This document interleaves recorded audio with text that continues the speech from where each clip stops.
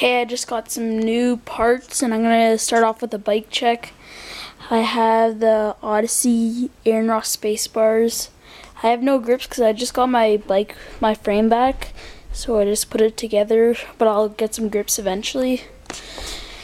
The Eastern choker stem,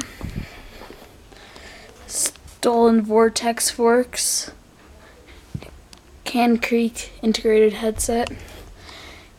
I have a stock Eastern front wheel, Eastern curb monkey tire.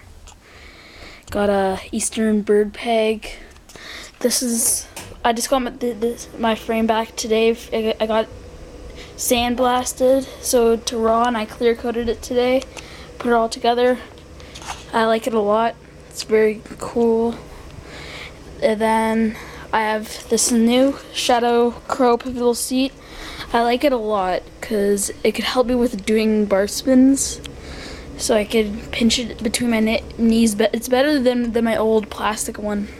Then I have the stolen thermalite seat post, the Eastern stealth cranks, Eastern Medusa light sprocket, cam C chain.